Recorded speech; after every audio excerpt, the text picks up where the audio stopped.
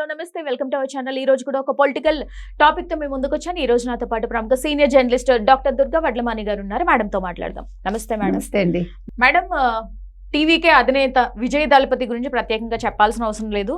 ఇప్పుడు నెట్టింట్లో ఒక hot topic TVK నిర్వచనానికి అంటే కొత్త అర్థాలు బయటకి వార్తలు వస్తూ ఉన్నాయి. అంటే దీని వల్ల అనమాట విజయ్ గారు వాళ్ళ భార్యకి విడాకులు ఇస్తున్నారు అని చెప్పేసి చాలా నెట్టింట్లో హాట్ టాపిక్ గా మారింది. సో దీని గురించి ఏం చెప్తారు?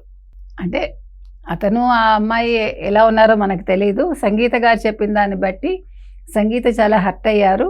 అందుకే ఆవిడ విడాకులు కోరుతున్నారు. బికాజ్ హీఈస్ విత్ త్రిష అనేది. సో టీవీకే అంటే త్రిష, విజయ్, కృష్ణన్ అనేది అంటే త్రిష కృష్ణన్ మధ్యలో విజయ్ వచ్చి చేరాడు. ఈ త్రిష కృష్ణన్ మధ్యలో అంటే కృష్ణన్ అనేది తండ్రి పేరు. మామూలుగా తమిళ వాళ్ళకి ఇంటి పేర్లు ఉండవు, తండ్రి పేరే ఇంటి పేరు. ఇప్పుడు మావగారి పేరు ఉంటుంది అనుకోండి, ఫర్ ఎగ్జాంపుల్. మావగారి పేరు కోడలికి కూడా చేరుతుంది, భర్త పేరు చేరదు. అవును, అమ్మాయి చేసుకున్న హస్బెండ్ పేరు రాదు పేరు చివర. వాళ్ళకి తండ్రి పేరు ఇంటి పేరుగా వస్తుంది. సో కృష్ణన్ అనేది తండ్రి పేరో తాత పేరో నాకు తెలియదు. సో దాని మధ్యలో విజయ్ వచ్చి చేరాడు అనేది ఇవాళ చాలామంది ఎవరో ఫ్యాన్స్ ఏమో పెట్టారు, లేకపోతే ఇంకెవరు పెట్టారో ట్విట్టర్లో పోస్ట్ చేశారు అది. సో దాని కింద అంటే కమెంట్స్ అనమాట. ఒక గిల్లీలో ఒక సాంగ్ ఉంటుంది, అప్పటి పోడు పోడు తన్నాలే అని ఒక తెలుగులో కూడా ఉండొచ్చు. చాలా పెద్ద హిట్ గిల్లీ సినిమా అది విజయ్ది. సో అలాగా అన్నమాట. అంటే అలా చెయ్యి అన్నట్టుగా. అంటే నువ్వు ఇట్లా అన్నమాట టీవీకే అని పెట్టడానికి కారణం ఇది. పార్టీ పేరు అంటే త్రిష పేరు వచ్చేలాగా నీ పేరు వచ్చేలాగా పెట్టావు. టీవీకే అంటే తమిళ వెట్రి కழகம் కాదు అనేది వాళ్ళు చెప్తున్నమాట. సో దీన్ని బట్టి నువ్వు చాలా ప్లాన్డ్గా ఉన్నావు.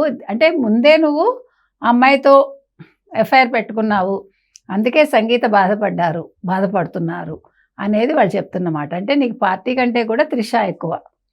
సో మరి దీని ఇంపాక్ట్ రేపొద్దున ఎలా ఉంటుంది?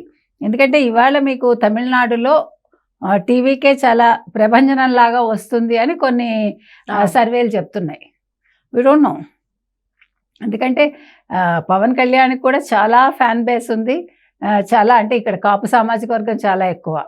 అలాగే విజయ్కి కూడా క్రిస్టియన్ సామాజిక వర్గం వాళ్ళ అండగా ఉంటుందని అనుకుంటున్నారు. At the same time DMK మీద ఇవాళ కొంచెం నెగిటివ్ ఉంది. ఆ తర్వాత మీకు ఏఐడిఎంకే తీసుకుంటే ఇవాళ ఏఐడిఎంకే చీలిపోయింది. ఏఐడిఎంకేలో ఉన్న పన్నీర్ సెల్వం వెళ్ళి డిఎంకేలో చేరారు. శశికళ కొత్తగా ఇంకో పార్టీ పెట్టింది. అంటే ఎక్కడికక్కడ చీలికలు పేలికలుగా ఉంది. అవును.